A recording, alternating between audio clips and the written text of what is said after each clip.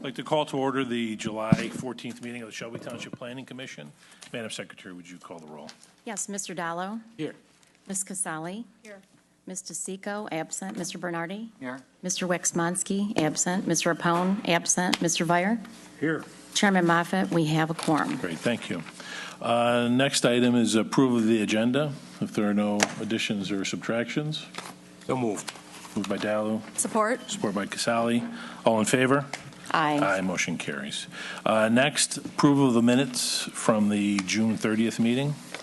If there are no corrections, I'll entertain a motion. So move. Moved by Moore, support by Dallo. All in favor? Aye. Aye. Motion carries. Okay, first item we have under site plans is number 14-01, Tamir Kata, Baghdad Tourist Island. If the petitioner representative is here.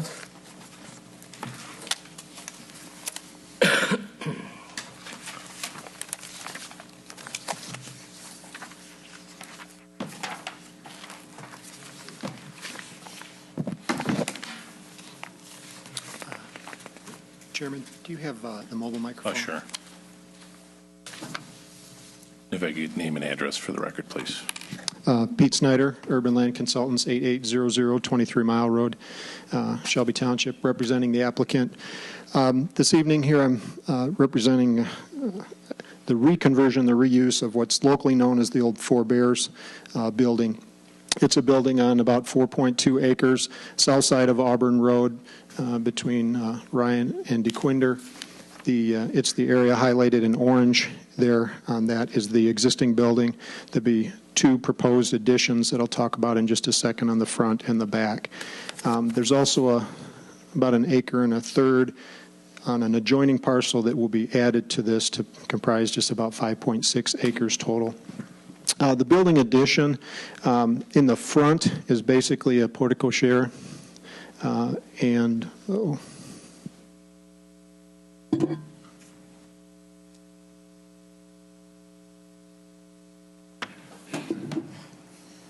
we go. Pretty soon we'll get it up on the overhead here. The addition in the front is basically a portico share and a nice main entryway to sort of aesthetically replace the sort of straightforward plain front to the building. The addition in the rear is only an addition on the lowest level. That'd be sort of the walkout level to the lake. The intention for the building is to have, it's going to be part banquet center, part restaurant, and the lower level will be sort of a restaurant club area. And the addition in the rear will also serve to function as sort of a walkout terrace to the upper floor restaurant. The architectural, I've got the front of the building here, but of course you have the full architectural submitted to you. Why don't you put it up so at least the folks sure. at home can see? They're quicker than I am here. Nope, just leave it. I'm going to make a miss. There we go. A little job security for the guys in the cage. They're doing a fine job. I'm making them work tonight. But again, the front, they're really dressing it up considerably. The front view is the top view on the screen there, the top rendering there. The middle is one of the sides. You can see the sort of the walkout to the rear and the portico share in the front. And then the lowest is the south elevation. That'd be sort of a walkout towards the lake, especially on the right-hand side. I've received the comments from the planner. There's only one that I really want to talk about, although I can certainly answer questions on any of them. There's an issue with this building regarding the front setback. The front setback for this zoning is 160 feet. That existing building is already 150 feet, so it's 10 feet into the setback as it sits right now. So really, anything we do to the front of that building is automatically a variant situation. And I think everyone would agree, in order to dress that up and do something nice, you're getting into a situation where you have to modify that setback. Now, I understand under your ordinance that the Planning Commission in the C4 zoning has the ability to waive or modify that setback with good reason. And I think we've really presented a very good reason to modify it. We're going to use the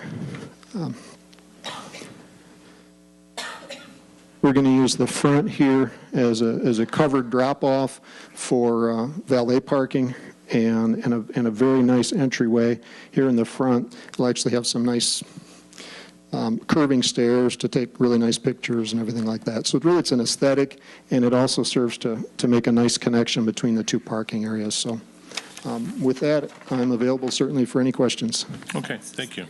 Mr. Nguyen, your comments? Chairman, I would agree with Mr. Snyder's assessment of being a real good reuse for this site. This is a very good reuse and a very nicely done plan. I'll just review some of our comments. This site has two zoning classifications, C1 and C4, and that distinction should be shown on the site plan just for reference purposes. As Mr. Snyder indicated, there is that modest encroachment, and the zoning ordinance in this particular instance gives the Planning Commission some authority to modify that. And I would agree with, again, the assessment that would be appropriate at this location. We do want to, the parking calculations for this use would be based on seating capacity, and that's determined by the fire marshal. So we would just like verification from the marshal as to what the capacity is to validate that they have sufficient parking. You can strike comment number 4. There's an extra driveway on this site, and actually the Road Commission, the Department of Roads made the comment, but they also granted them that additional driveway access. So it's a situation where it was approved as part of the paving plan for Auburn Road. We would like to suggest some additional landscaping in that front area. There was a plan done a number of years ago for Auburn Road, a nice landscaping plan, and we'd like to, I think there's maybe an opportunity for a little additional landscaping in that area. Some building lighting plans we would need, and if there's an HVAC unit that needs to be, it's going to be visible, we want to see that screened. All these are really minor details, Mr. Chairman, Commission members. Comments 8 through 12 on the site plan are really comments that are based they're from the building and fire department relating to occupancy and when they submit their building plan. So they're really not pertinent to this. It's more of a reminder to them that they'll have some other issues to deal with. The comments from the engineer are attached. There's nothing in that we're offering that are major design changes would impact the feasibility of the plan. I'm very supportive of this, and there's a motion to approve. Great, thank you. Thank you. What kind of time frame are your clients looking to proceed with? Well, they've been kind of pushing me along as quick as I can with the site plan, so I sort of expect that to continue. In fact, they've already done trying to do a little work on the building as it sits right now, sort of cleaning it out and getting it ready. Okay, very good. Any questions from the commission? Mr. Chairman, Fidel. what is the total square footage after all? I apologize. I don't have the square footage numbers. They weren't on the site plan because of the way the ordinance was written. It was based on seating capacity, so we simply submitted the architectural plans to the fire department and gone back and forth. And they really will depend on the final architectural plans. So I'm sorry. We're good. About 18,000, because the existing is about 15,000, and we are adding about 1,000 more. I think it will be around 18,000 square feet. The answer About 18,000 square feet. Mrs. Casali? Question for Mr. Nguyen. How do we go, as a planning commission, how do we go about modifying the required setback, or do we just tonight say that the... You approve it, it's been modified. Okay. All right. Any other questions? Hearing none, I'll entertain a motion. Mr. Chairman, Mr. Dalla. I want to make a motion to approve the site plan number 14-01, proposing the modification to the existing building at 3,000 Auburn Road, subject to the submission of revised plan addressing all the department comments. Support. Okay, it's been moved and supported. Any questions on the motion? Hearing none, I'll call the roll. Commissioner Dalu? Yes. Commissioner Casali? Yes. Commissioner Bernardi? Yes. Commissioner Moore? Yes. Commissioner Vire? Yes. Good luck. Good luck, gentlemen. Thank you very much.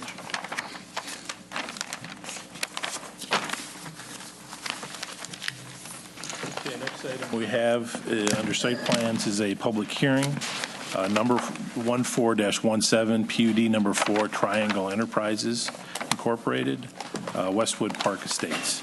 Madam Secretary, would you read the public notice? Charter Township of Shelby, notice of public hearing. Notice is hereby given that the Planning Commission for the Charter Township of Shelby, Macomb County, Michigan, has received a request for approval of the following planned unit development. Applicant, Triangle Enterprises, Inc., 48635 Van Dyke, Shelby Township, Michigan 48317. Proposed use, single-family residential, Westwood Park Estates. Location, north side of 24 Mile Road between Van Dyke and M53. Sidwell number 23-07-10-200-004, 23-07-10-328-003. Sidwell number still continues, 23-07-10-401-001, 23-07-10-401-006, 23-07-10-451-001, 23-07-10-451-002, and finally, 23-07-10-451-018. Legal description is as follows. Planning Commission will meet on Monday, July 14th, 2014, at 7 p.m.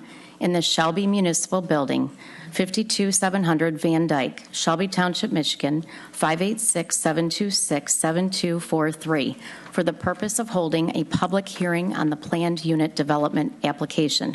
The planned unit development application and site plan may be examined at the Planning and Zoning Department in the municipal building Monday through Friday from 8:30 a.m. to 5 p.m.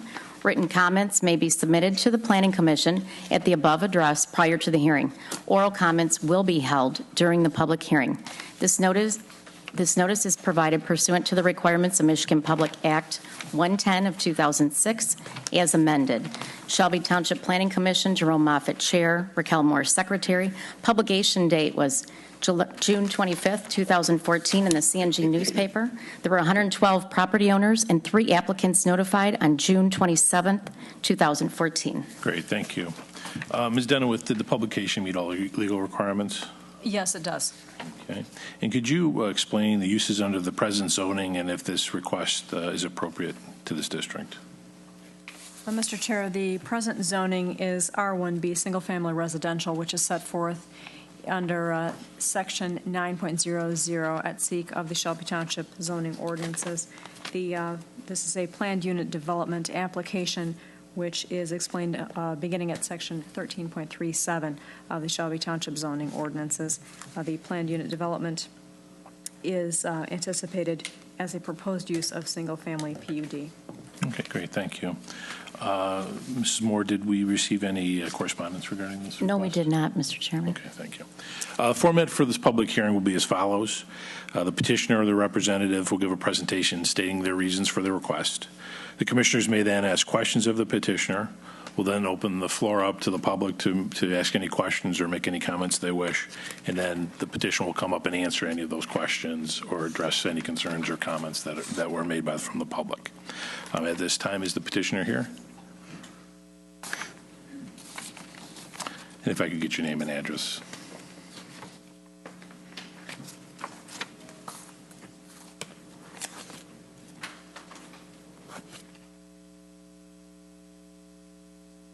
Yeah.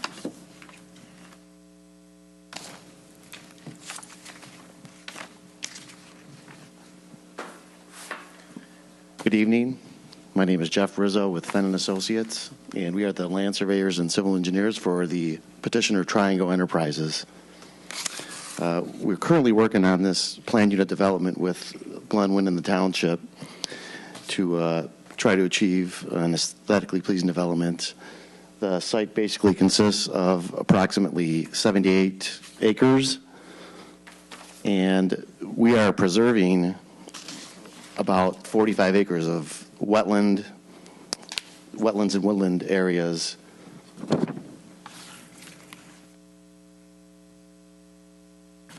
And we are in negotiation with the DEQ in achieving that at this time.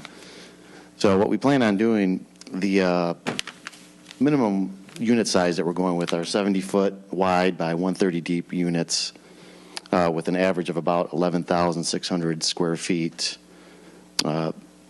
And we have 58 units are planned at the south end, and we have 22 units planned at here's the south end. 22 units are planned at the north end. And we decided not to pursue a connection with the two developments to, preserve the wooded area between and just kind of keep them as two separate developments. A while back, I think it was back in the 90s, there was a site plan that was approved approximately 200 lots or so, but we obviously know that we couldn't come anywhere close to that, so, we're trying to work with the different agencies in accomplishing this. And on the north end, there is a nice feature, which is a lake, and we feel that we can create a development that, will satisfy, the adjacent residences. I just received the site plan comments by Mr. Wynn today, and one of the things that we don't have on our site plan, if I can turn this around.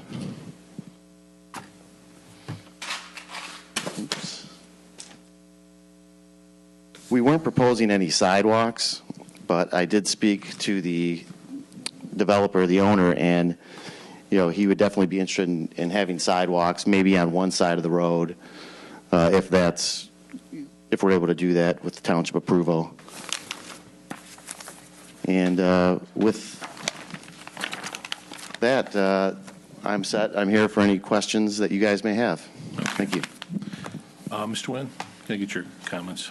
Yeah, let me explain before I offer the comments the PUD approval process, because it's a two-step process. This came before the Planning Commission, I believe, last November as a conceptual plan, and the purpose of that review is to see if it has some feasibility and allow them to move forward in the to the final approval. And the conclusion was, yes, the plan has some merit, and they're at this step. But the final PUD step now requires a public hearing, and it requires a very detailed examination of site plan comments. And I have, just in my review alone, not including the engineers, I had 14 comments, and many of those comments are comments that we made in the preliminary review. And I think they're not just submission deficiencies, they do affect design, and I want to offer a few of those for the Commission's consideration. Typically, when you do a site plan, you show the location of single-family homes or abutting development. I think that's particularly important for this site because they are there's influences here with two different subdivisions, so we need to know where the homes are on those abutting lots, as well as showing proposed single-family homes within this development.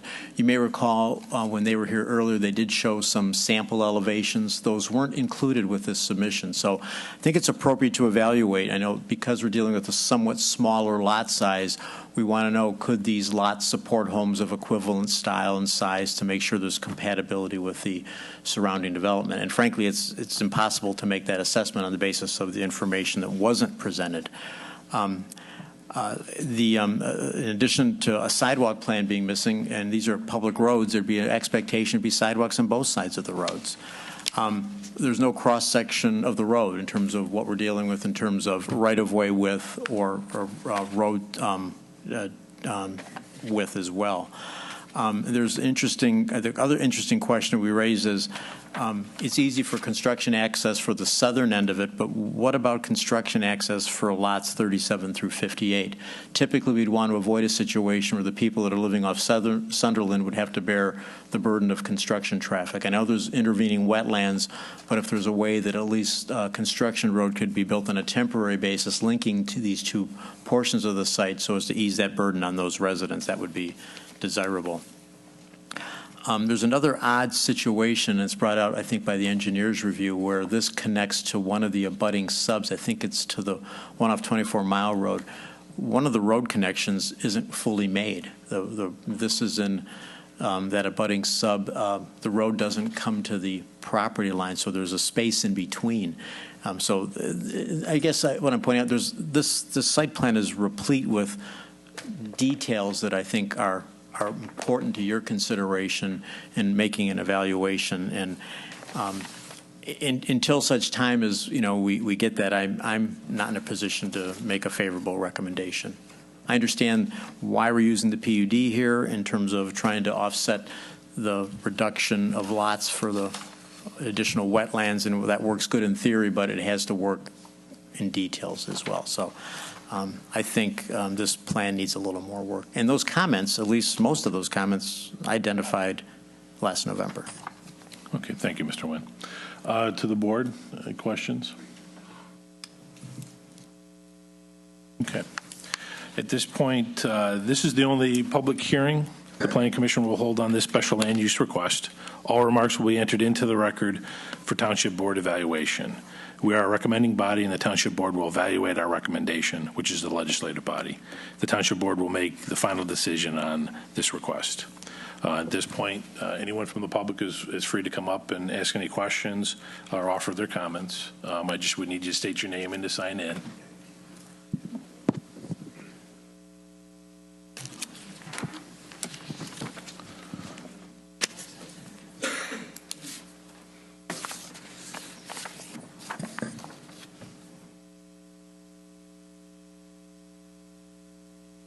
Okay, Mr. Rizzo, why don't you hand me that microphone's on. Okay. So you can just hand me that one, and you can go sit down.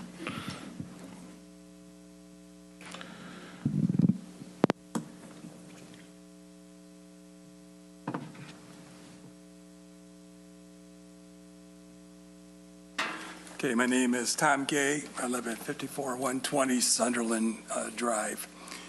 My big concern about this whole thing is that I looked at some notations on the plans that I got from Mr. Nguyen, and in essence, these houses are going to be like 15 foot apart on the sides. They're each going to have about 7.5 foot, so they're going to have about 15 foot. And I also then took and counted down the line, and I'm on the north end then. I counted where we have 7 houses, they're going to have 9 in the same space. And if anybody thinks that's even close to what's available in our neighborhood, they are way out of line. Most of our houses, we have a few ranch houses, but most of them are about 2,500 to 2,700 square foot, colonials, 2 stories. And they're talking about, we probably have 90 or 100 foot lots. So this does not even compare if you talk about that. The second thing is our streets. If you look at Aylesbury Court, which is right now the only way to get in and out of that area that they're talking about, I measured it. It's 19 foot and 6 inches. I looked at Sunderland. Sunderland is 20 foot and 4 inches. In the wintertime, it gets a lot smaller than 20 foot and 4 inches. Probably 2 foot smaller on each side. It's not a priority to plow. They take care of Wolf pretty good because of Christmas school, but they never get down there till 3 days after a big snowstorm. And right now, if you look at our neighborhood, we don't have any sidewalks. The only sidewalks that are in our neighborhood are on Ansbury, and even that ends 3 houses before it gets to Sunderland. So I'm assuming that these people that live in here are probably going to have some children that are 6th grade or younger going to Christmas school. So they're going to be walking in the street with all these other kids that currently walk in the street or ride their bikes to school or get delivered by mommy and daddy or come in a bus. If you get on Wolf at 9 o'clock in the morning when school is in session, you're going to run into all the buses bringing and leaving and all the people dropping off kids and taking off. On top of that, if you looked at our neighborhood right now in the summertime, you'll see kids riding bikes in the middle of the street because there's no other place to ride them. You'll see women with babies with a stroller in the street because that's where you have to walk. You're going to see adults biking. You're going to see people walking their pets. All this stuff takes place in the street. And I know our speed limit is 25 miles an hour, but it doesn't happen very often. Right now, we get a lot of people that'll cut down Ansbury and then down Sunderland into Wolf or Luann just so they can avoid 24 Mile and Van Dyke. And so you're now putting at that north end an additional 22 to probably 44 cars on the street every day. Because I'm sure most of those people will be like everybody else. They'll probably have a mother and father that work, and each one will have a car. Maybe it won't hit 44, maybe it'll only be 32. But that's still a bunch of more cars put on our street with chances of problems. Like I was walking my dog one day on Ansbury, and I was walking him on the grass, but I was on the pavement. I had a guy coming on this way behind me, and there's a guy steaming down this way. I had to jump out of the way or he would have hit me. And then he gave me the one-finger salute as he went by, like he owns the road. And that's how it tends to go. And so to me, all you're doing is creating a problem for a neighborhood that doesn't have a problem right now. Okay. We're not doing anything yet. Someone's made a proposal. I'm just saying, concerning it. I'm just saying their proposal is creating a problem for a neighborhood that doesn't have a problem right now. You're going to stick in a bunch of houses that, like Detroit, if one catches on fire, all 8 of them will catch on fire because they're right next to each other. I just can't understand why, if he wants to build, if it's zoned RB1, it's his right to build RB1 houses or R1B. That's his right, and I don't have a problem with that. But I have a problem when he looks at the site and says, oh my God, I've got all this water on it, and that water's been there for years and years and years. This isn't something that's new. And says, gee whiz, if I'm going to do something that's financially the right way, then I need help, township. Well, the people of the township, the neighborhood are saying, yeah, you need help. Well, how about us, Charlie? We feel the same way. And to me, they're going to cut down all kinds of trees. So you're going to have privacy issues. Right now, their setback is 35 foot from our property lines. And our lots, again, are a lot deeper than 35 right now. It doesn't fit in the neighborhood. That's my whole thing. Thank you. Did you sign in, sir? Sign. Mr. Nguyen, any rough idea on under the R1B versus what he's proposing?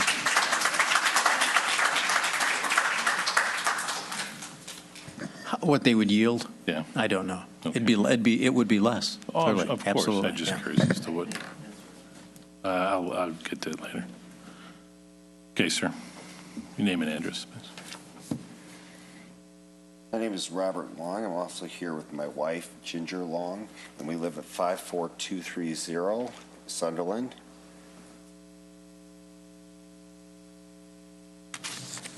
If, Mr. Commissioner, if you want, I have written up my comments, and I will summarize them as well, but if I could approach. Sure. Yes. I hope I made enough. Many of my concerns are very similar to Mr. Gay's. I have 4 major concerns with the development. First of all, before I do that, my mom always taught me to start with a compliment. So I will start with the compliment that he's done an excellent job of preserving some of the wetlands and the character of this largely wooded forest area, and it looks pretty good. Nevertheless, that doesn't mean that I don't have some concerns, and my 4 concerns are: number 1, traffic, and that was what you just heard. Proposed connection between Maddox Avenue, which is on the north side, and if I could just walk over here. Well, I'll tell you what. Right along here is Maddox Drive. Yeah. Okay. Hopefully I pronounced that right. That connection between Maddox and Ellsbury will allow extra traffic, not only for his 19, or he said tonight 22 lots, maybe I counted wrong, but also for 72 additional lots on an already approved subdivision to the north of his subdivision, because his Maddox Drive will connect with one of the drives there, although there may be a slight gap as it's currently written. But because it's going to connect, it is not just 19 or 22 lots here we're talking almost 100 lots. So the calculation of cars goes up quite dramatically. The current streets are 20-foot wide, 19 and a half, 20 and a quarter, but they're 20-foot wide. They should have been wider when they were built, but that's not what we're here to discuss today. The current situation is we have buses that can't get by cars, especially if anybody parks on the street. We have numerous police complaints at the first and last day of school, and sometimes at the Christmas holidays. They have to have police on motorcycles out there directing traffic. We cannot bring 100 new units into this subdivision and not expect major safety issues. If these safety issues come on, here's what I see happening. We will have no choice but to put in sidewalks for the safety of all these children, and then I'll get a special assessment for that. This should not connect to the current subdivision. He can bring it down and at the end of Maddox, do a circle drive. It connects through the other sub all the way to 25 Mile, and then all that traffic isn't funneling. More detail in the written comments. The second concern I have is lot alignment. Along Sunderland Drive, you have these lots, 100-foot approximately wide each. And the way this is drawn, he puts 9 in where 7 are on the immediate adjoining area. This means that people will have lot lines in the middle of their lots. They're not aligned. The character is broken. I have no problem with having a backyard neighbor. I don't want 2 or 3 with a lot line in the middle of my lots.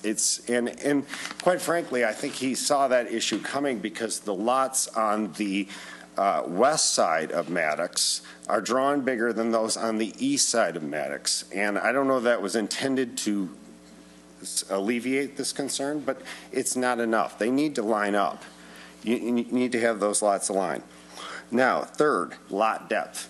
The depth, and not all the details in there, but if you look where he has the proposed house, it's looking at a backyard, which is my concern because I back onto it, a backyard of approximately 35 feet. Now, I assume that some of these people are going to have decks and patios, and those are going to go 10, 15, maybe even 20 feet off the back. Pretty soon, I'm right there. They're right on our property. Where my current, and I measured my lot as well, so the one to the north and the south, for the record, 42, 43, and 41, we are 65 foot back. So again, there's this disconnect with the current character.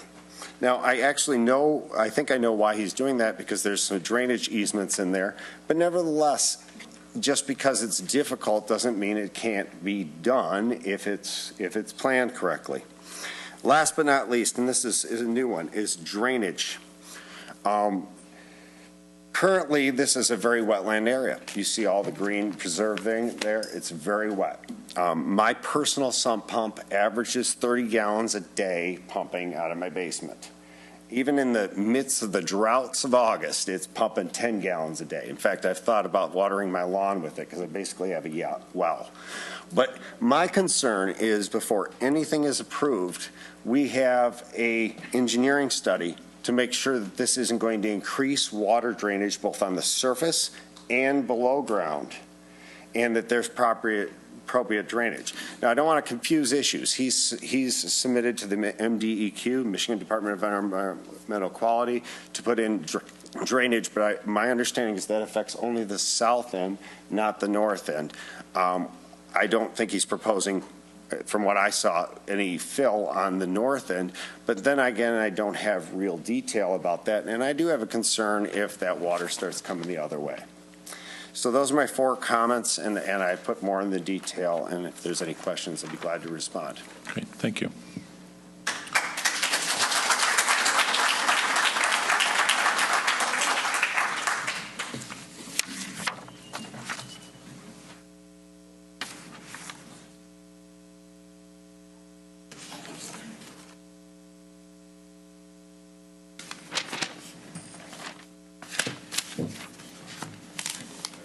My name is Maggie Posey. I live at 53887 Sunderland. I'm the treasurer for the Homeowners Association for Sunderland Lake, and this is our president. I'm Chuck Bigham. I live at 53888 Luann.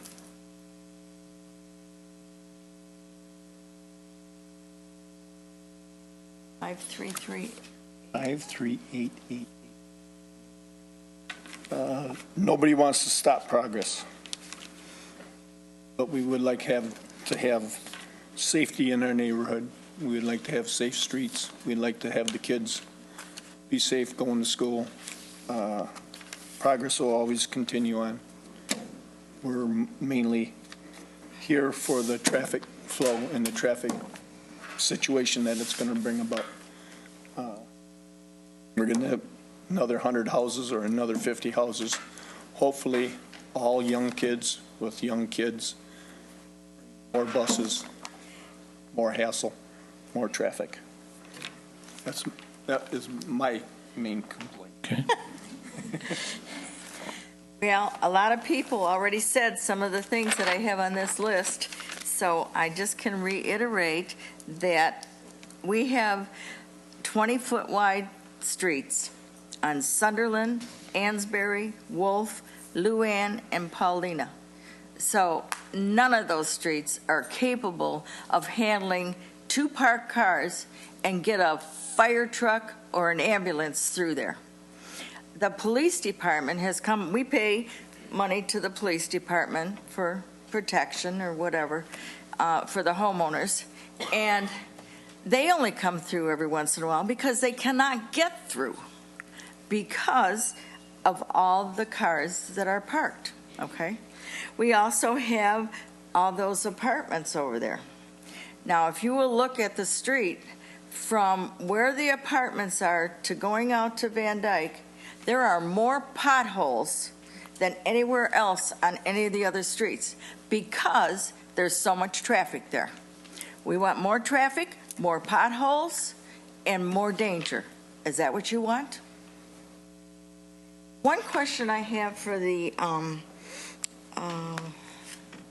builder is, or anybody, how many of these trees are they going to cut down in order to put a house on that lot? Are they going to clear it like they did at 25 Mile? The whole thing is gone. 24 Mile in Van Dyke, all the forest is gone, and they haven't done anything there. And I'd like to know why they cannot go right to 25 Mile and forget about coming through our subdivision. There's no reason for that. There's no reason to bring all those cars and all those children and trucks and whatever back through our sub. The only other thing I have to say is, let me see. We already covered the walking of the people. The animals, I know not everybody's an animal lover, but my sister-in-law lives halfway down Wolf Drive, and she sent me a picture. The first time in 46 years there were 2 deer in her backyard. Where are they going to go? They're walking down towards 24 Mile. Okay. That's all I have to say. Okay. I just Thank you. hope you consider not doing this to us. Thank you. Okay.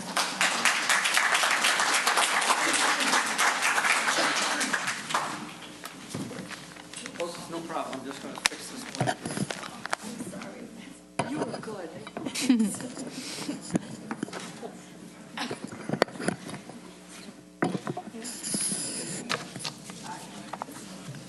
Shelley Davison, 53956 Sunderland. I agree with everything they say. I couldn't say it any better. I did have, I think back in 2005, 2006, I had the township come out and we had stop signs put in out there because the cars were going too fast. I had Mr. Wynn come out. We wanted a berm put down at the end of Ansbury because of all the traffic from the apartments. And if we add all these homes out there, again, it's a mess. It would be detrimental to a lot of people.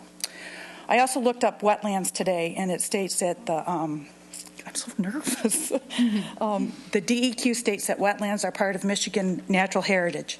It's a state where people take pride in quality of their environment and enjoy activities year-round. Wetlands serve a vital role. Out where he wants to develop that back there, that's a duck habitat. There's mallards in there all the time. We have turkeys, we have turtles, raccoon, possum, deer.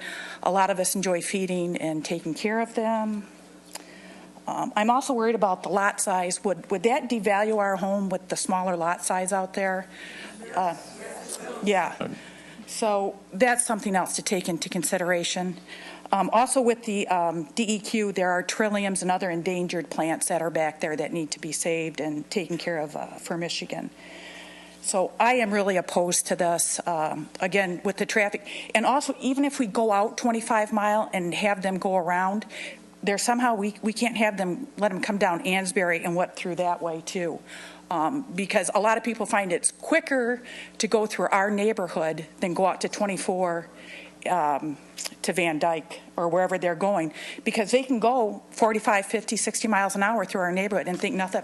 And if we ask them to slow down, any of the residents or anybody, the apartment people or anybody cutting through there, like Mr. Gay says, they do flip us off and say nasty things, or even worse than that. But this is not good for us residents that have been there for a while. I'd like to see the lot size, bigger, but also we do have to control this traffic. Thank you for your time. Okay, thank you.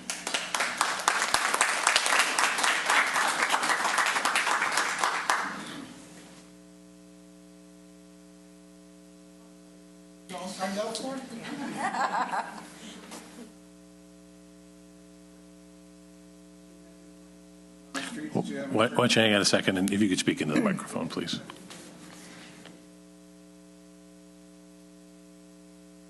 I'm Jim Hadgentoni. I live on Folklore Drive, which is a street adjacent to the property and the discussions that we're having. There's a couple of things I want to mention here. I agree with what everybody's saying, but I'm a big business person myself and what I do for a living, and I understand that big business always wins out. So I'm not here to argue or defend all the issues that are going to happen. What I'm here to ask is, before you move on anything like this or any type of proposal, you complete the one that was already started and ruined. I look out my window every single day to an empty field. I see displaced animals.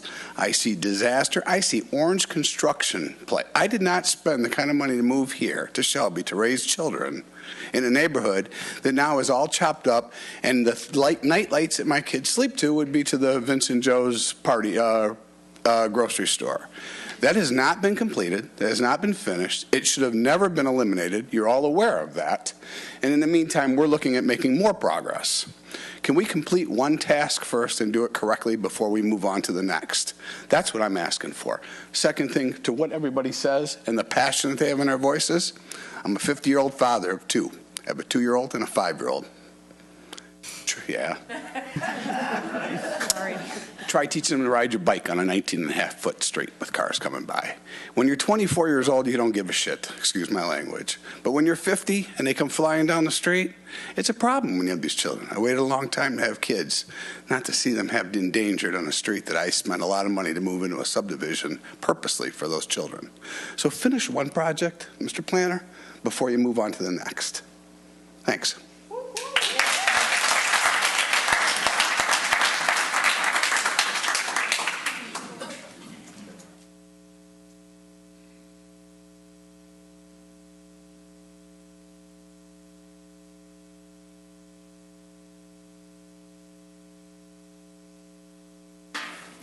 I have one reason that I don't want this to happen, and he's sitting right here next to me.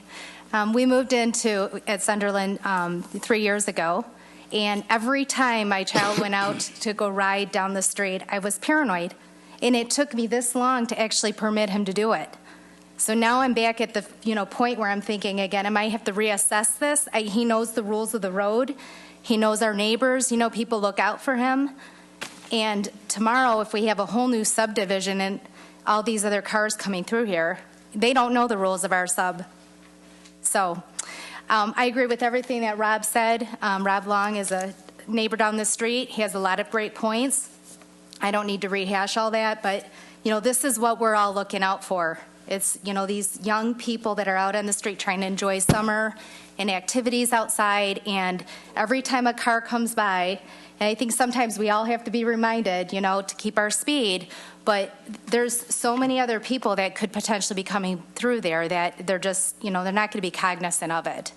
We have a lot of new families, too, coming through, so it's nice to see that, and this is exactly why, we don't think this is appropriate for the neighborhood. Ma'am, could I get you to state your name and address? Andrea Spicegood, 54022 Sunderland, and my husband is here as well. Thank you. And this is Hyder.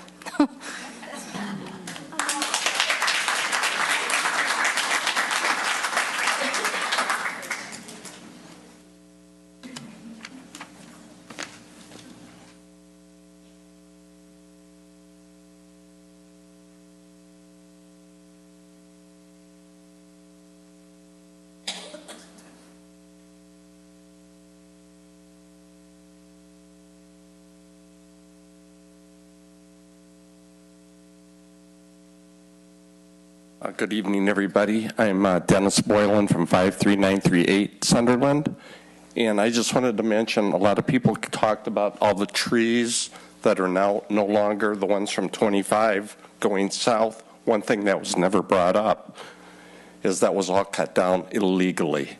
They were supposed to cut brush down, and that was all that was supposed to be cut. Shelby, it used to be a tree down, another one replaced.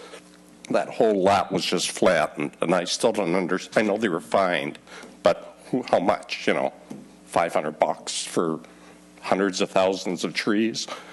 And the other question I have is about wetlands. I don't know if that issue's come up yet, but about putting 9,000 yards of dirt or something. And I know I've been out on the woods side of Sunderland for like 25 years. And so many people were trying to build out there, and like churches, lumber, you name it, but they all were stopped because of the wetlands, and now they're saying they're going to fill it up. How can they do that? I guess that's all I have to say, but thank you. Okay, thank you.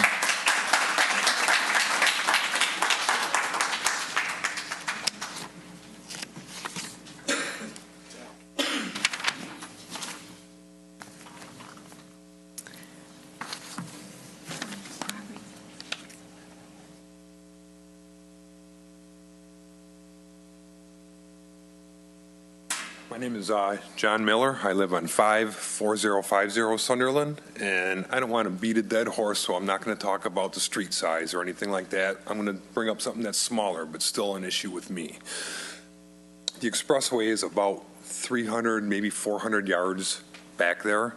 Okay, all the trees along the expressway, there's a lot of them that are dying. There's the great big ash trees that are all going down. Every windstorm brings a whole bunch more down. All the solid trees that are up there is all where they want to build. Now, I walked back there and I looked, they went back and tagged every tree that was, 6-inch diameter or larger. And I'm looking at like 900, and here's 980, and I don't know how far it goes. But every single tree, I Googled how much water does a mature oak tree, and it could be 50 gallons a day to 200 gallons a day. That's a lot of water that it's taken and not getting everybody's sump pumps running 24 hours a day. Plus, there's a question of noise suppression. In the wintertime, you can hear the expressway a lot more than you can hear it in the summertime. Well, of course, there's that nice wall of trees right there. But with the ones coming down naturally by the expressway, and now the nice mature trees that are up on dry land where they want to build, they're going to take those down, and you can't convince me that they're not going to pretty much clear cut it all. Okay, maybe they might plant a little tree, but you can't. It's undoing what nature has taken hundreds of years to do. And I think that's going to greatly affect the noise. It's just going to be echoing off of our sub, and we will lose that as privacy also. Okay. Okay? Thank you.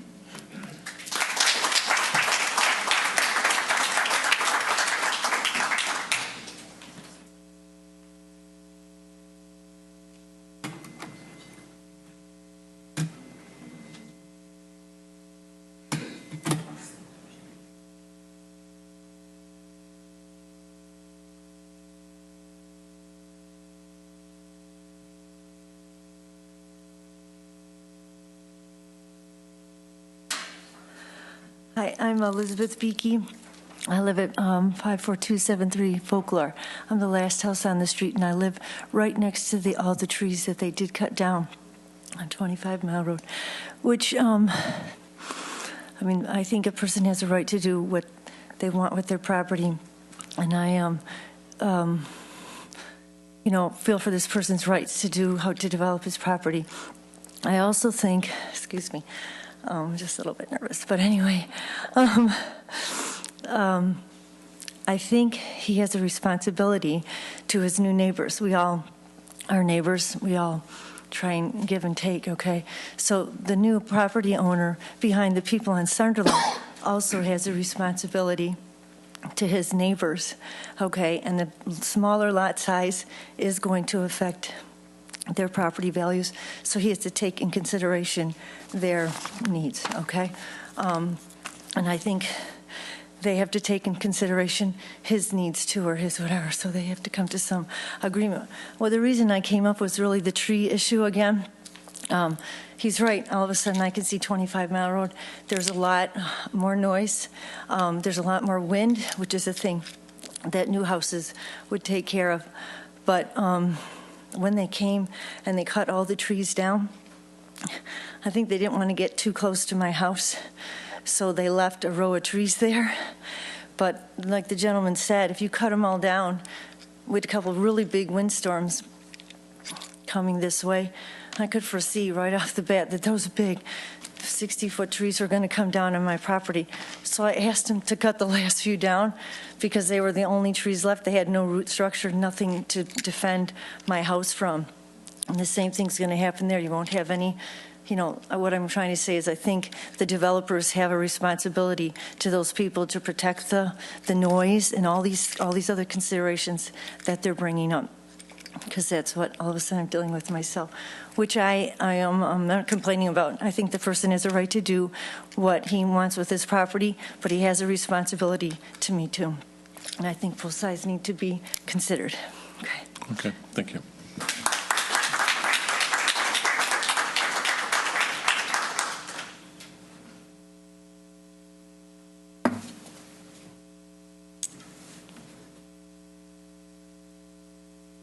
My name's Billy Wyatt. I live at 54005 Sunderland Drive. I agree with all the neighbors here. No doubt about the traffic issue, but it is progress. Sir, could I get you to talk in the microphone, please?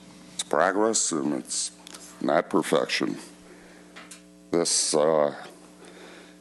however it pans out, it won't be perfect. We all know that. But you definitely have to take into consideration the traffic, the roads. My neighbors just had a graduation party, I think it was, and there wasn't any way that an ambulance or a fire truck could get down the road. I think that, you know, you're putting the cart before the horse. You got to get the roads that will take care of these lots before you start building. You can go in off of 25 or 24. You don't have to go through our neighborhood. I'll leave it at that. Thank you. Okay.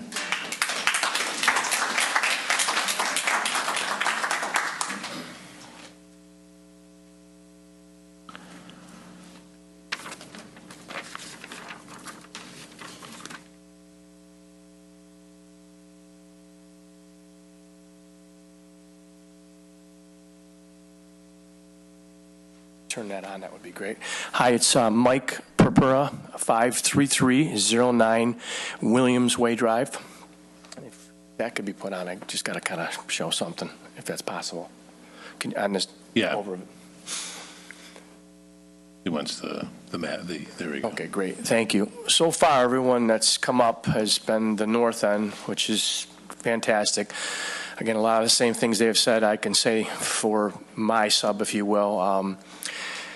If you look at that, I guess one of the biggest concern I would have would be traffic. There's a street right now, the main way into the south side is just through a street called Hawald. They don't have sidewalks. If there's 2 cars parked, I mean, literally, it is, I mean, you have to slow down like almost to a crawl. And I don't see that changing anytime soon. There weren't sidewalks then. Why would there be now? If you look at that, the big thing, and if there's any way you can. Yeah, no problem. Hang on a second. You can go take this and you can walk over there if you like. Yeah.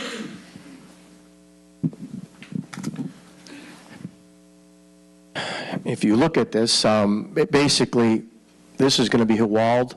It's going to be a big horseshoe to get in. I could totally see that as a drag strip. I mean, you're going to come in on Hawald, you're going to kind of do a horseshoe loop. And again, if there's not sidewalks, it's going to be a nightmare for the rest of the new sub. Again, the old part, Hawald, has no sidewalks. You know, somebody had mentioned about finish something before it's done, which is phase 1, which is where I live. There's still 7 lots, and I've been there 12 years, and they're not built on. They're, I mean, just been sitting there.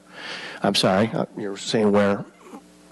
That would be right in this area right here. There's 7 lots that have not been finished, and I've been there 12 years, and God knows my neighbors have been there longer than I have.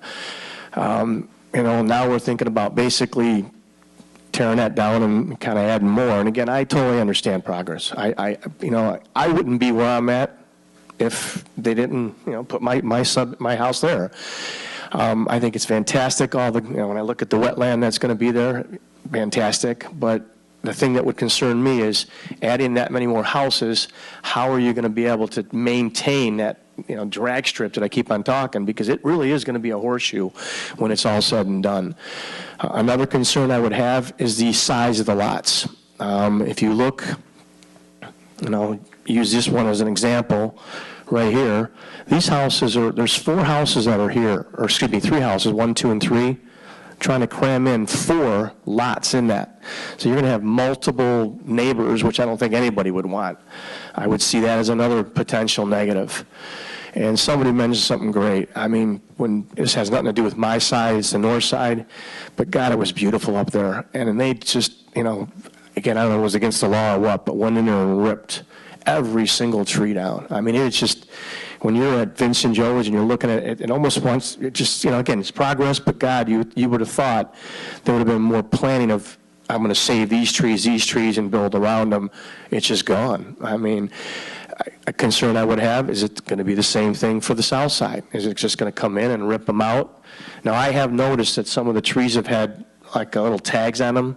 Are those tags for trees that would be staying, or are those trees that would be taken away? I'm taking the questions down. Okay. So he's gonna come up I would want to know that. I mean, again, there's a lot of trees that have been labeled, which if that is the case, great, because that means there's a little bit more thought being put in on this than it would have been on the north side. Again, wouldn't be in my house if it wasn't for progress. I get it totally, but hopefully there's a little bit more thought process on that.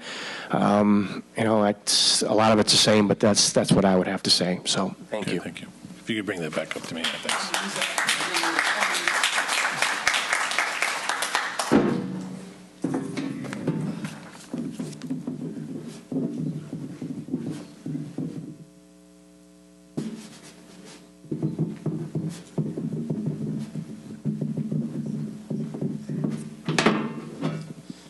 How you doing? My name's John Vandenbrink. I'm at 11127 Minfrank. If you can put that up, that'd be great. I live basically right in this area right here. Our lots are about 200 and call it 50, 60 feet deep, and they're obviously looking to do 70 foot and quite a bit shorter than ours. Obviously, mine is more monetary in thought, because there's a reason I built on this lot is because it's big. They're estate-sized lots, and that's what the selling point of this whole subdivision was estate-sized lots. Like Mike said, there's 1, 2, 3, 4, 5, 6, 7 lots still available in our subdivision. And then you want to put another 36 with smaller size lots, which will diminish our value of our houses, which I obviously have a big problem with. Secondly, I looked at the elevations here. I'm going to throw these up here. Our houses are all side entrance houses, therefore 90-foot, 100-foot lots, or garages. And most of them are three-car garages, some with 2 cars. I see these elevations here, and our houses are substantially larger than these. The smallest one in our subdivision is probably 2,500 or 2,600 square feet. The largest one here is 2,300 square feet. Clearly, Let me just interrupt you quickly. We've not seen any of these. Okay, I'm And just part of so you know if you're I'm just kind of looking for looking at them, comment- and I just saw them right here for the first time. I was like, wow, those are quite a bit different than what's in and there. part of one of, I think, Mr. Wynn's first comments was, Sure, yeah. we haven't seen any Understand. kind of elevation or where Sure. they fit on the lot, and so a lot of these questions. Yeah. No, I'm just kind of making the point that our houses are way bigger than these, and clearly, you know, I would not be in support of a house that would look like That that. I would ever claim to be an attorney or want to be, but you're introducing new evidence to. Sure. Well, I'm a banker, so I introduce new evidence all the time with clients. But nonetheless, my biggest points are the lot sizes and and kind of the elevations that I've seen. And clearly, the traffic on Haywald, as Mike said, is brutal. 20-foot wide roads. I mean, when 2 cars are side to side, I can barely get my truck through there. Literally, I have to almost scrape the rear view, you know, the mirrors on the side of the car. And so, with that being said, you know, those are really more monetary than anything were my issues. So, thank you very much. Sure. Let me have that. Here.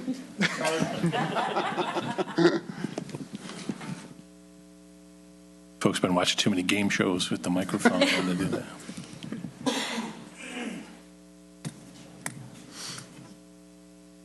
I just have one comment. My name is Paul Didio. Hey, how about use one or the other? But okay.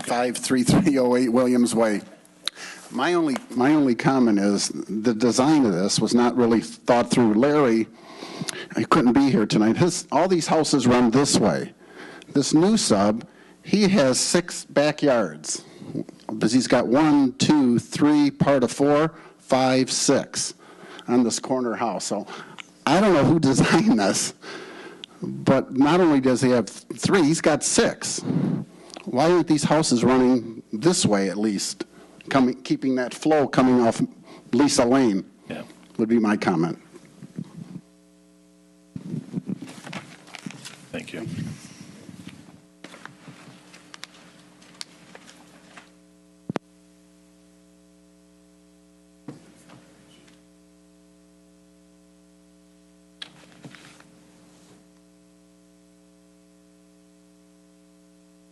It's nice how we had the North speak and now the South speak. You guys are well organized for a mob, right?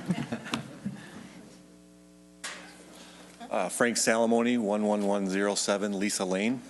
It's not used to being on this side of the table, but basically my concern is the lot sizes. You know, I'd like to see the lot sizes maintained that were the same sizes as Alexander Woods was designed for, and also that the homes follow the same design standards that were set for Alexander Woods. And I know as part of the PUD process that we can make the designs of the home part of the approval, that if and when this project does get approved, that they're subject to those design standards, side entry garages possibly, you know, wider lots, things of that nature. So that's my comment. Okay, thank you.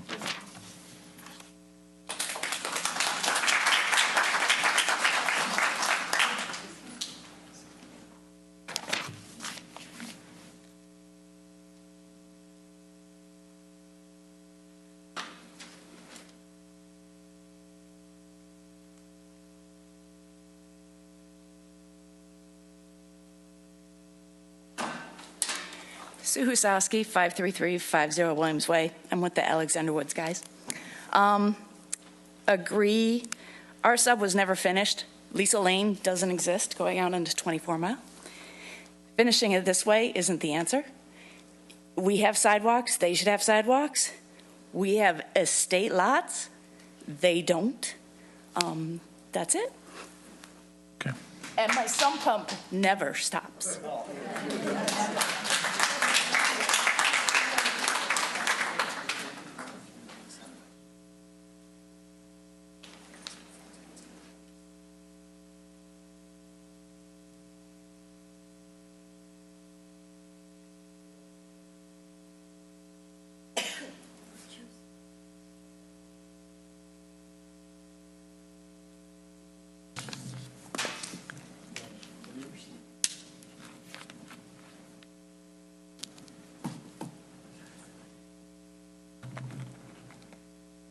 Can you hear me?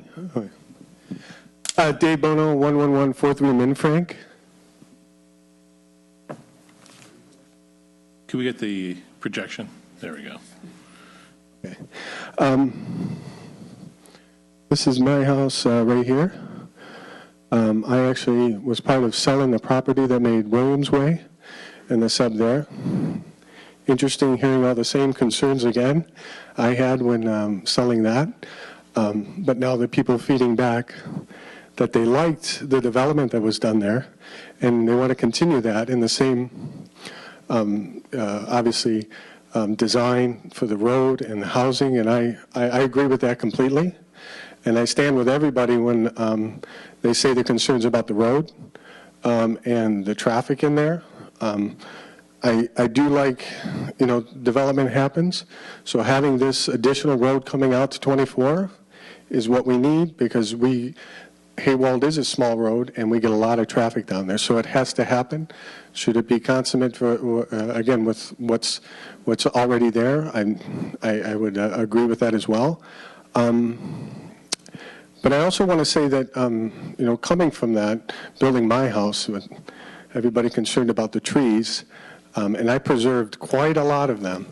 But interesting, I get a lot of complaints from neighbors every time one falls down. So we love them till they fall in our yard.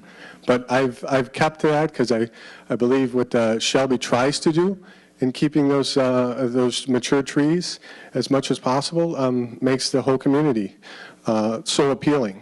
But I think what they've done with the development here, I have to say I like.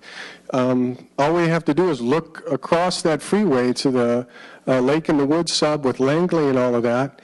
Everything was wiped out right up to the freeway. So the fact that they've got preserving some wetlands here, I think is, unheard of for most developers. So I support that part of it. Everything else that concerns, I agree. Housing should be up to the same standards, and the roads, make sure there's sidewalks and it's wide enough. So I don't think, I'm not expecting a lot of applause, but thanks.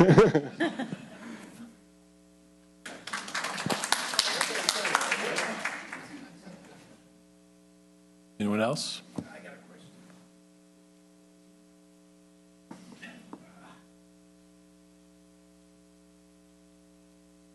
Take my glasses off, I can't see.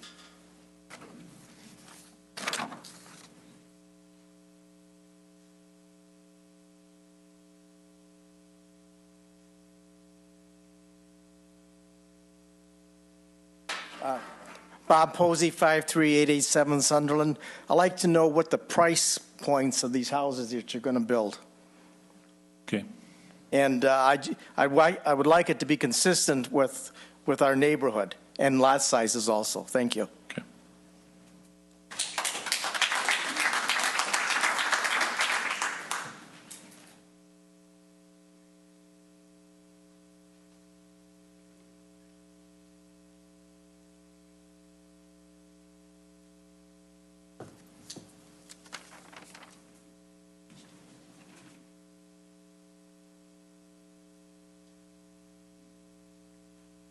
My name is Kurt Seifert, 53956 Sunderland, and just want to reiterate the size of the lots does matter. Could you please put the drawing back up? We've been there about 12 years, and I understand many years ago that somebody put a sanitary sewer back through the woods. It actually runs from the north subdivision to the north proposal to the south proposal. I don't know. I would like to know, is that an active sanitary sewer line, or is it just stationary? I know we let some workers through our yard a couple of years ago to do repairs back there. They said there was a breach. And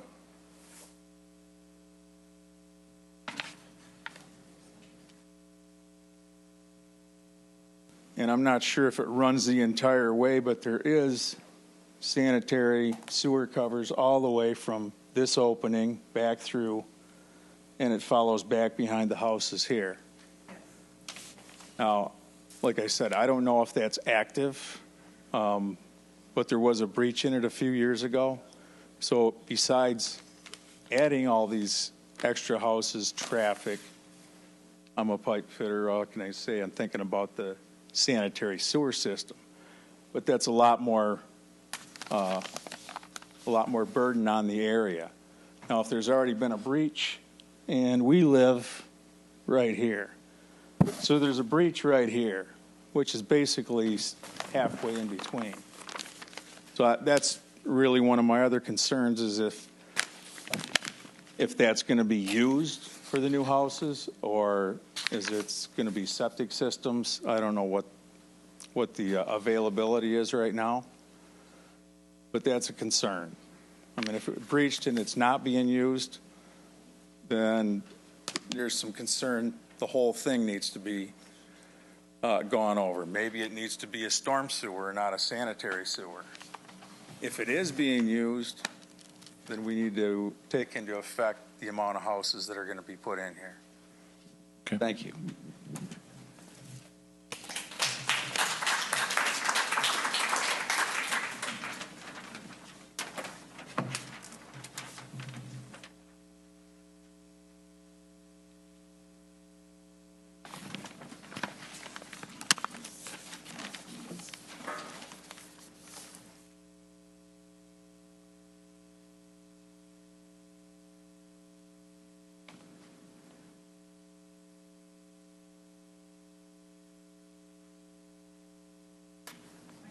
Burns. I live at 8722 Ansbury.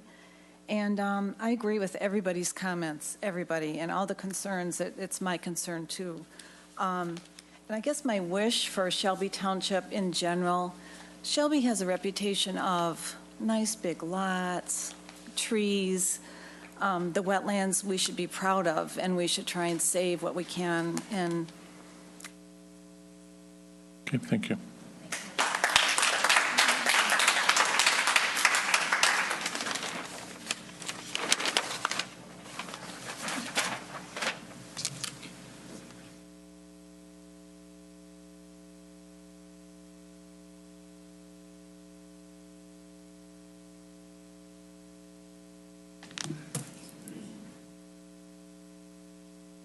Mark Costello, 53978 Sunderland.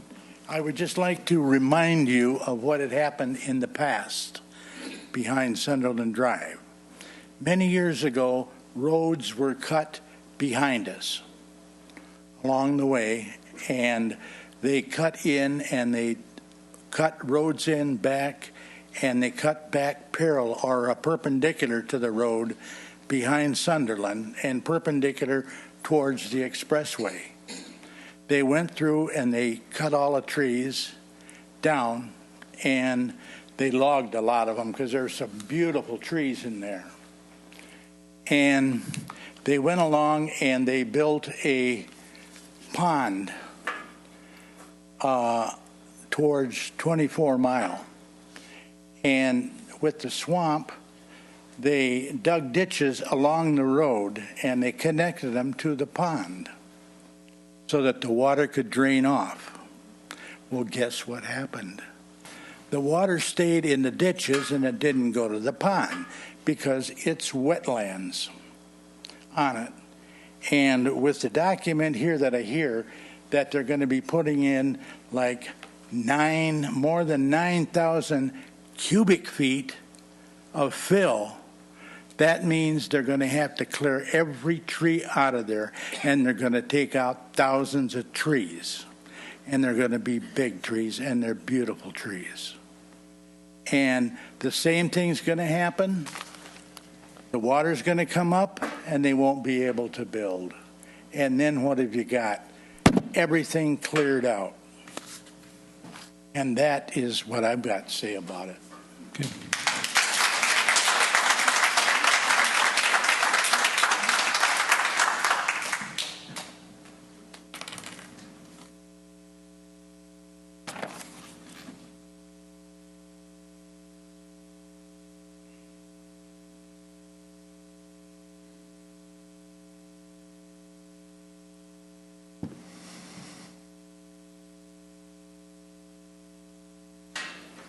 Hello.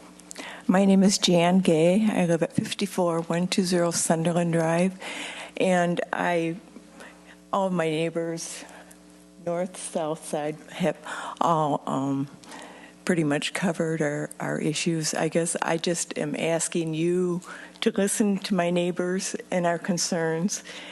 We want to maintain our safe neighborhood. Our big concern is the children, the street widths, and where is the water coming from for these new developments? We want to preserve our trees, and we just want you to please listen to our concerns. Thank you very much. Okay.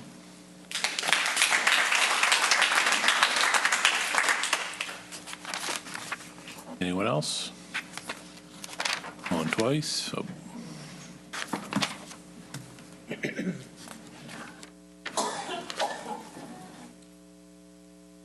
My name is Bob Pagano, and I grew up on 53916 Sunderland Drive. I'm here on behalf of my mother, who still lives there.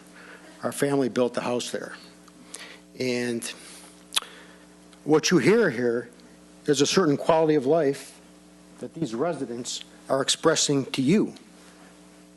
They're bored, and they feel that it's in jeopardy because of this development. Now,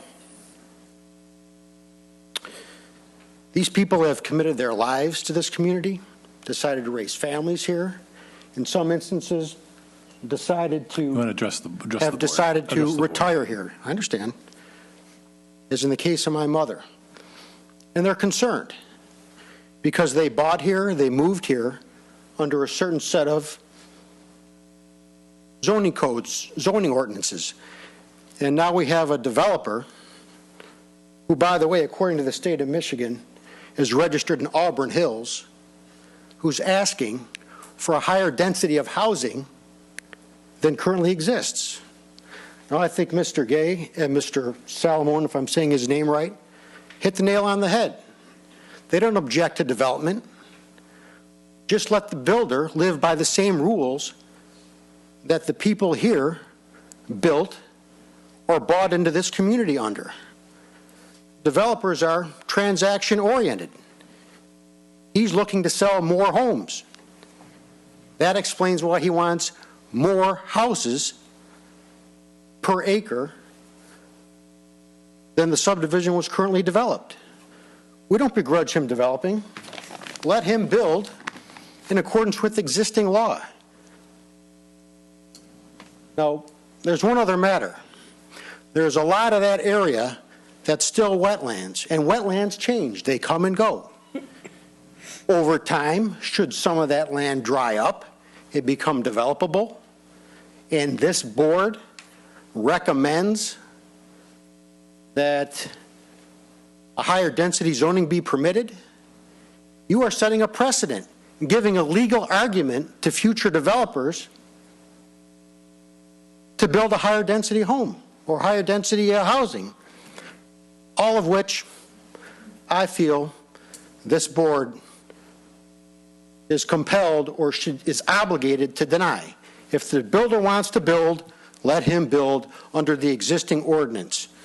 I believe it's this board's obligation to deny the request for a PUD and have the builder, if he wants to build, under the R1B ordinance. Thank you.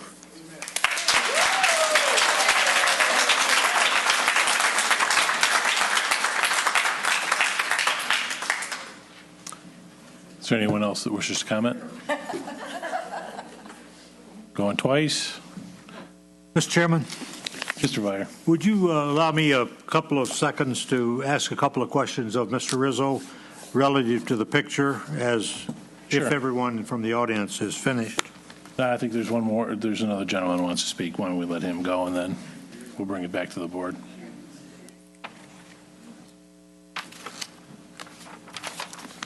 Go ahead, sir. Why don't you state your name and address, and then you can sign. My name is Mark Gaber, 8786 Ansbury Drive. And I just want to state that we talk about the traffic. I live on the corner of Ansbury and Sutherland. And it's amazing. We put up a stop sign there a few years ago. How many people don't stop as it is? I sit out on my front porch rocking away, watching people driving through there, talking on their cell phones, not stopping, not paying attention. It is a problem.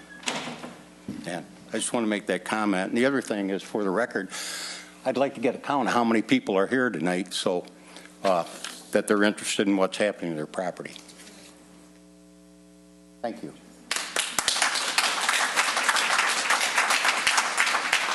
Okay. At this point, I'll entertain a motion to close the public hearing. So move. Support. All in favor? Aye. Aye. Okay, Mr. Byer. You permit me to ask a couple of questions? Absolutely. Could we throw the picture back up on the Yeah. screen?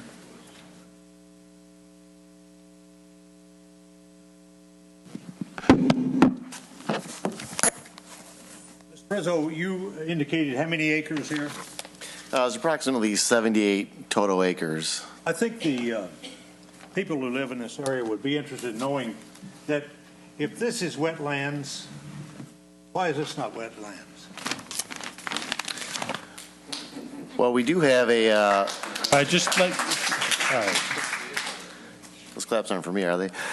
We do have a plan, wetland impact plan that shows, where the regulated wetlands are, and most of the units on the north end are in what we refer to as uplands. So I can show you the. Has there been any mitigation? We're currently in the process of negotiating with the DEQ, with wetland mitigation and wetland impacts. And I'll be honest with you guys, we're not even sure that we're going to be able to get this many units. I mean, Are you asking for? Do you have to have mitigation in order to build here? Oh no. Well, I guess that remains to be seen because we have not received a final determination yet from the DEQ. We do not plan on mitigating it. Basically, the plan was to impact, some wetlands. I think we're in the order of maybe 1.5 acres to 2 acres, and then we were going to create a conservation easement and get that dedicated to the DEQ, giving them roughly 45 acres of wetlands in a conservation easement, which would be owned by the state of Michigan, and they could never be touched. But somewhere else. Yes. You're No, talking about right this here property. on the property, on the property, correct. Is there any way, this is Maddox, right? Yeah. Yes, it is. Is there any way of extending Maddox to go out to 25 Mile Road?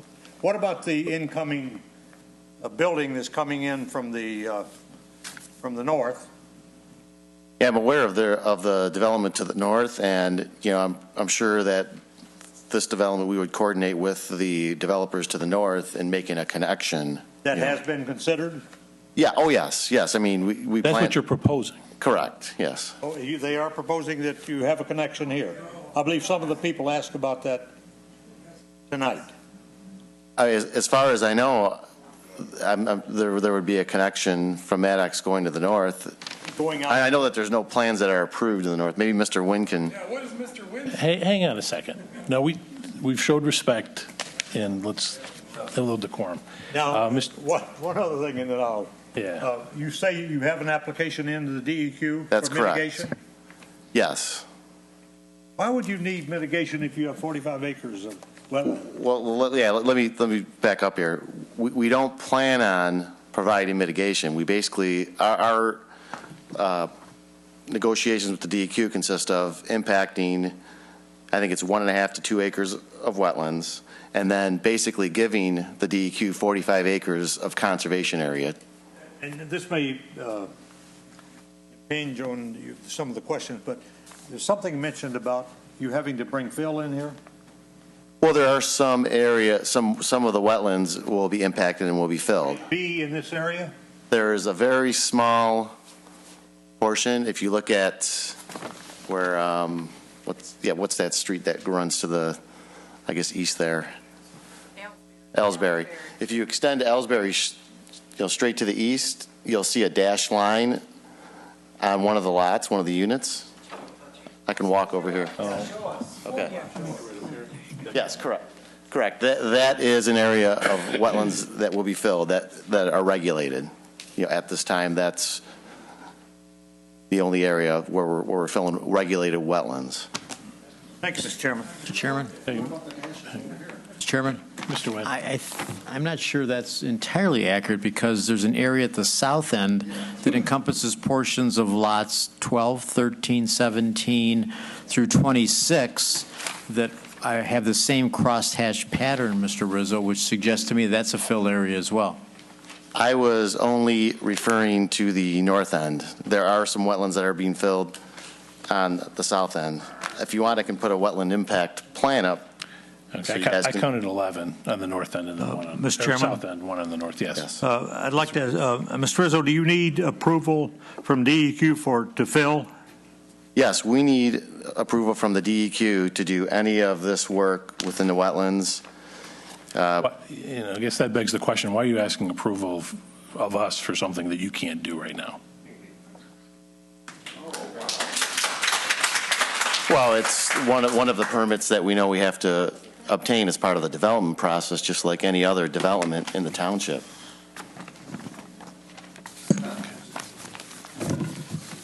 Mr. Vire, did you have any other questions? Mr. Vire, did you have any other questions? No, thank you, Mr. Chairman. A lot of what we heard were comments, but there were a few questions I did gather out of here. On tree cutting and that impact, I mean, is your expectation to pretty much clear cut wherever you've got lots? Well, I mean, basically wherever we have roads, and we're going to have 60-foot wide right-of-ways. The Macomb County Department of Roads these roads are going to be deeded to them. The streets are going to be 28 feet wide, so they'll be wider than it sounds like most of the existing roads. Sidewalks, will be part of it. We could put sidewalks on both sides. That's not a problem. So as far as safety issues go, you're going to have roads that are wider than what's out there now. And we have to follow the Macomb County Department of Road standards, or this won't get approved. Okay. How about the sanitary sewer line that runs through? My understanding on that is that's a 30-inch transmission main that is, under jurisdiction of Shelby Township. So we will be utilizing that sanitary sewer line. As far as I know, it's an active line. I'm not aware of any adverse issues with that line. Okay. Mr. Wynn, do you have anything to add on that, or do you know? No. Okay.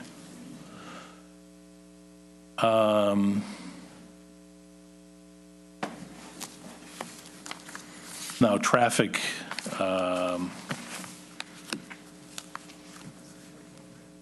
Did you do a traffic impact study on this property? Well, we did do a development impact study, and obviously we know we are going to be increasing the traffic. But I don't know which direction you want to look at, south or north, because obviously they're both separate. Well, I think both, yeah. I guess when we when we look at what was proposed, and I know that 200 lots is unrealistic for this development, but when you look at what our yield, what we're trying to accomplish with 58 units versus even 150 or 200, I mean, yes, you're going to have traffic, but you have your 24-mile roads 2 lanes, and 25 miles the same. So I mean, it's going to be increased, yes, but we don't feel that it's going to create any situations that aren't within this area. Okay. How about the one issue where on the south side, where the individual said that one lot would be affected, have 6 backyards effectively into? Yeah, we could relook at laying those units out that go around that lot or that existing house on the corner. Okay. How about somehow either putting maybe a circle or a courtyard at the south end of Maddox? Maddox. I heard that comment, and that's something that I think we would consider. Okay. If we're allowed to have a street that long, if the fire department and the other agencies allow us to have a road. How about the concerns on the impact of drainage by your activity? Well, as far as drainage goes, we're going to have to follow stormwater management. We have the Macomb County Public Works Office we're going to have to deal with. We're going to have pretreatment of the water. We're going to have to store the water in detention basins. So by the time these developments are done, the drainage is going to be improved because of the requirements that we have to follow. So likely, what, run the drainage to the pond? Yes, the northern end would go, north portion would go to the existing pond, and then we do have a detention basin proposed. We're not sure exactly where it's going to be, but it'll tie into an existing drain that runs, east and west across the site. Okay, how about fire department access? And maybe that's to Mr. Nguyen. Did the fire department even comment on this? Yeah, they mostly comment about fire hydrants and things like that. Their concern is getting into it. They have access to it. That's not been their comment. Okay. But the answer about the traffic study, it was just really an assessment of what would generate, not the impacts of it. Okay. You may want to require something more, particularly as it relates to Sunderland area. I hope you're taking notes, too, in case we do postpone this thing, that if another submission comes, that these things are answered. Now, rear yard setbacks on the north portion, you're proposing 35? 35. Correct, yes, 35 feet. And then for any deck or patio, you would want some kind of variance? Well, I guess that depends. I mean, if it's going to be a deck or patio in the rear with a footing, I don't even see why the township would allow that to occur in a rear yard setback. Chairman, Mr. Nguyen. The issue of how this relates to surrounding developments is a relevant question. I heard that multiple times tonight. And we would have benefited by seeing you have those 7 lots off of Sunderland that back up to this. Had we seen footprints of homes, we'd have a better sense of how those relate. The setback, are the setbacks, well, the setbacks of those homes, are they related to these setbacks? I mean, that's a fair concern. No, absolutely. Distance between houses, we don't know. We don't know that answer. We asked about, we haven't seen elevations. We don't know what the square footage, we don't know what the cost of the houses are. We don't know any of that stuff, and the issues that have been raised. So, I mean, I do have some general information as far as what the builder planned on as far as the square footage of the homes, that I could share with you. Chairman, at this stage of the process, general information is not what we're looking for. Okay. At this point, thank you. I did want to just make one other comment, if you'd allow me to. Where Minfrank, where we would tie into Minfrank,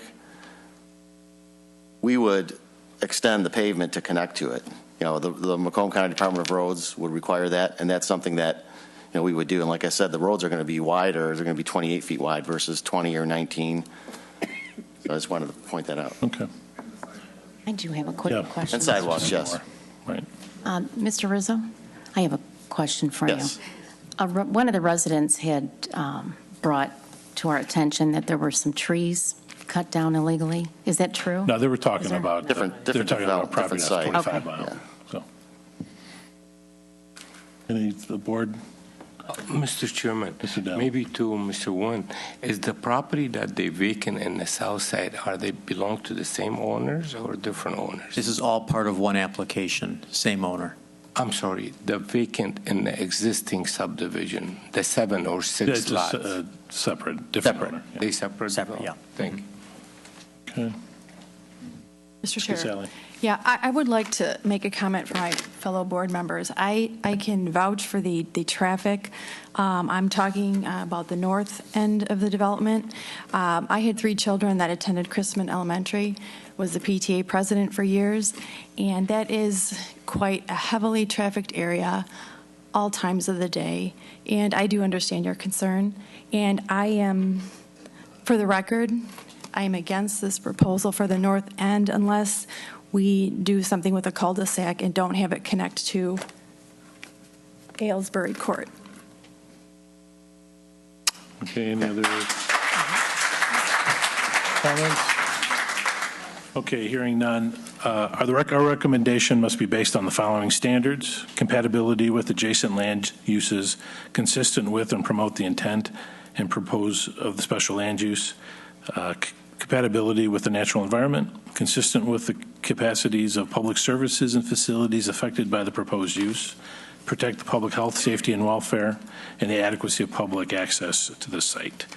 This commission may recommend approval, disapprove the request, or table it to evaluate the information received this evening. At this point, I'll entertain a motion.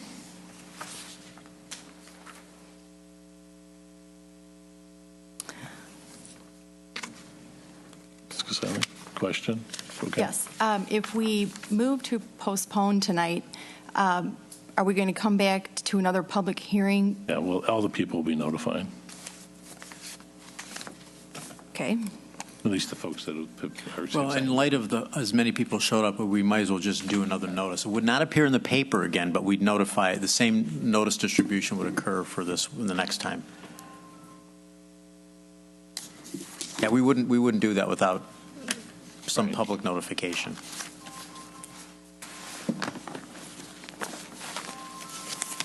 I need a motion. I don't think I can make it. What would happen, Mr. Chairman, in case of a denial of the motion? The individual would have to submit another, start all over again. Correct? Or no, actually, no. That recommendation to deny it. You're making a recommendation to the board. If you postpone it, it doesn't go to the board. Right, if we deny it, yeah. If you make a recommendation to denial, then it would go to the board and they would have to act on that recommendation. If you deny it, then they'd come back and start all over. If they deny it. If it was they deny, yes.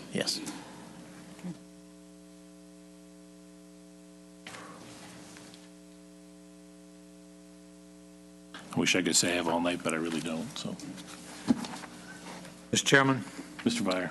I move to postpone the approval of site plan number 14-17 for Westwood Park Estates until a revised plan is submitted, addressing all of the department comments is submitted.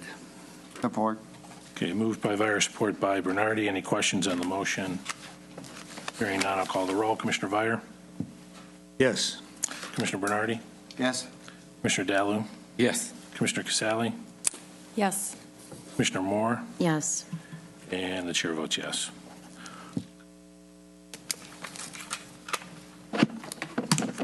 So, until they answer all the questions and resubmit that, we're adjourned until we hear back from them. Everyone will get a notice, and you all are welcome to come on back and see what they submit. How do we get the answer to the question? Will you send us out the answers, or how do we get, we'd have to come down here? You would contact the planning department. When they submit revised plans, you can come back. I've seen most of you at the counter anyway, so you're welcome to come back and look at the new ones when they resubmit it. Okay. And they All right. change the lot sizes too? They can do, there's nothing, Okay, we do have more business, so if you all wouldn't mind taking it out into the hall. Because he's going to take it to the board of trustees, and he's going to get it through his residence. He's going to get through? He will get through. But I don't want it to go through. Oh, I see. Yeah. Hey, folks, would you mind taking your conversation out into the hall? I was writing down as I was thinking. I think it was the right thing because I don't mind this area. Okay, next item under new business, a rezoning application number 03-14, Vanguard Equity Management LLC requesting a change in zoning. The petitioner's here. Oh, hang on. All right. Actually, it's a public hearing, so you have to read the notice, right? You have the public hearing.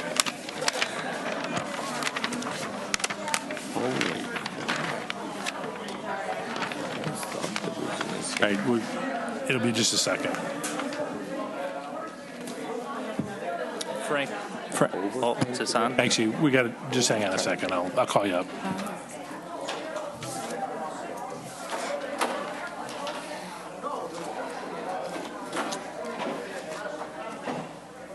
Clapping to who? Mrs. Barr, you sure know how to clear out a room. All right. This is also a public hearing, so I'm going to ask the secretary to read the public notice, please. Charter Township of Shelby, notice of public hearing. Notice is hereby given that the Planning Commission for the Charter Township of Shelby, Macomb County, Michigan, has received a request for approval of the following amendment to the zoning map. Applicant, Vanguard Equity Management, LLC, 101 South Main Street, Rochester, Michigan, 48307. Rezoning request, C2 linear retail business to R12 multifamily low-rise dash res petition number 3-14. Location west side of Hayes Road, south of 21 Mile Road.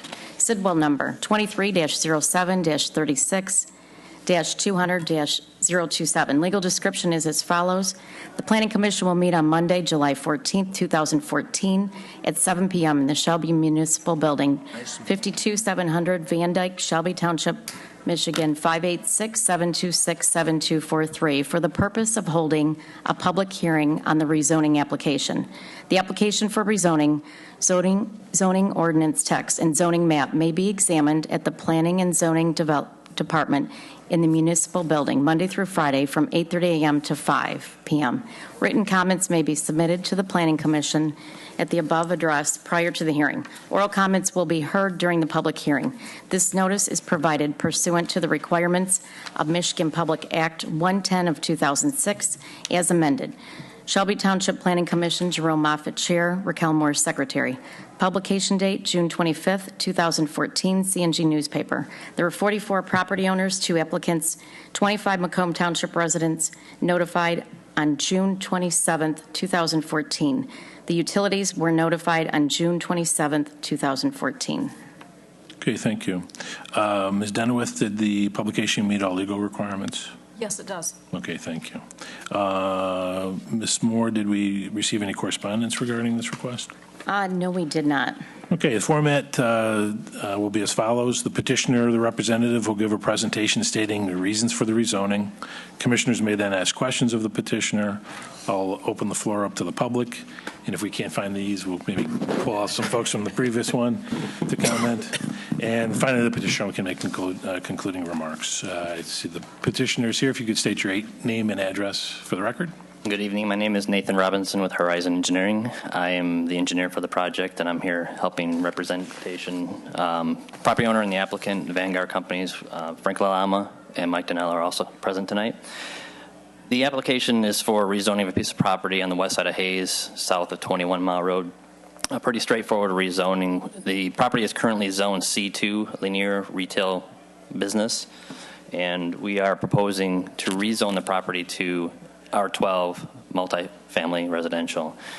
To the north is the Roseland Plaza, which is zone C2. To the south is the Sunrise Assisted Senior Living Facility, which is zoned R7. R7 zoning is also present to the west. It's currently vacant property, but it is associated with the Emerald Creek condominium development. So the subject property currently sits vacant right now, and basically the landowner desires to build apartments on the property, and the R12 obviously allows that type of a development. And basically I can state 3 reasons for the rezoning, or at least supporting the rezoning. Number one, this piece of property is basically a transitional piece of property between 2 different zoning districts. The R12 zoning, if approved, would basically serve as a transition between a lower density residential to the south to a higher intense use, which in this case is commercial to the north. So the R12 typically serves as a transitional district, and basically we feel that based on that, the proposal is fairly consistent with the zoning ordinance and also consistent with other developments that have occurred within the township where you see the R12 in the transitional districts. The second item is based on the existing zoning. Obviously, the property can be developed as zoned as C2, but it's not very practical. If you look at the size and shape of the property, it's fairly narrow with regards to its length or its depth. A commercial type of development would need frontage, in this case on Hayes Road, and this property does not have really adequate frontage.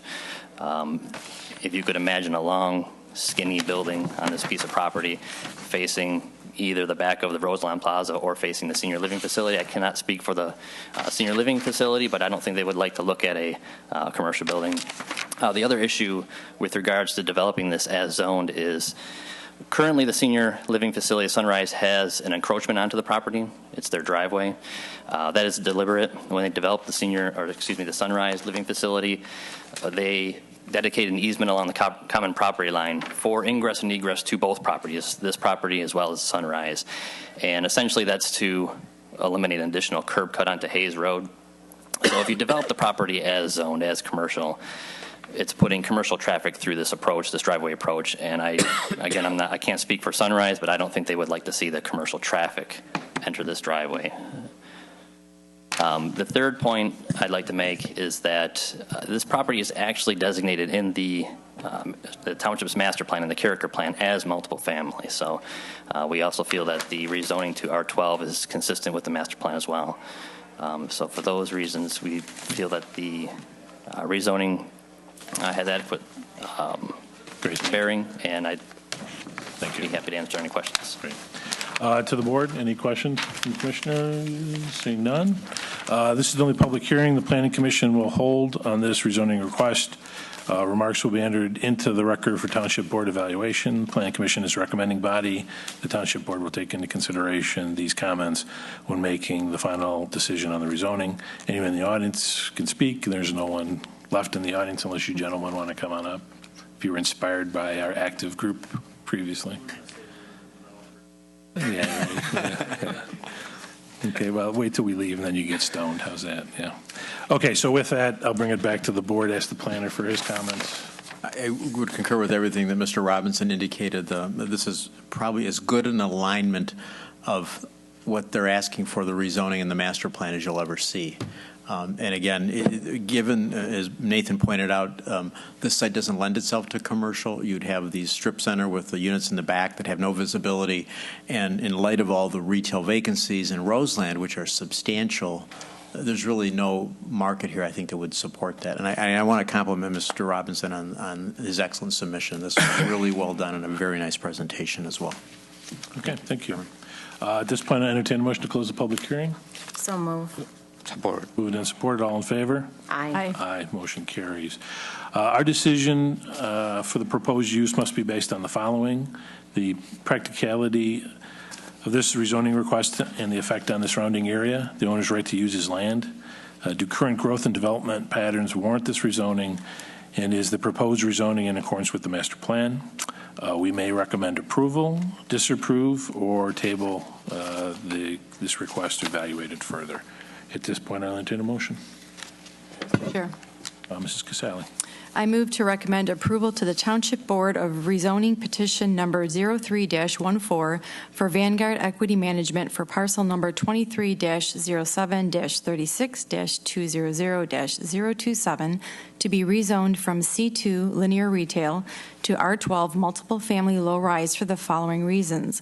Number one, the proposed change in zoning is consistent with the recommendations contained in the Township's adopted master plan and surrounding development patterns. Number two, the configuration of the site and the shared access easement and driveway are not conducive to the development of the site for retail purposes. Support. Okay, moved by Casale, support by Moore. Any questions on the motion? Hearing none. Call the roll. Commissioner Casale? Yes. Commissioner Moore? Yes. Commissioner Dalu? Yes. Commissioner Bernardi? Yes. Commissioner Vire? Yes. Chair votes yes. Good luck. We look forward to seeing your site plan. Next, Planning Director's report. Just that we, the report for this month is we had, I think, 19 sign applications this past month. Okay, thank you. Yep. Business from the floor. Actually, I'm going to take the opportunity for a point of personal privilege and acknowledge and recognize the service of the board's assistant secretary, administrative assistant, recording secretary, valuable member of the township, valuable member, Mrs. Kathy Barr, who is set to retire in 2 weeks. Although, you know, if she didn't work for me, I would have made her give us at least 2 months. Be in government, could you retire? Yeah. And the first point I was going to make for her many years of taking abuse from Mr. Vire and from myself, and just how valuable she has been to make our work here sometimes a little difficult, or our work that is sometimes a little difficult, that much easier. We're going to miss her, and I was hoping to get her to blush a little more, but But thank you. We very much appreciate it, and I know Mr. Nguyen was able to do his fine work with your assistance. So Thank you. we wish you well in your retirement. Thank you very much. Good luck. Thank you. Yes. And with that, I'll entertain one more motion. I move to adjourn.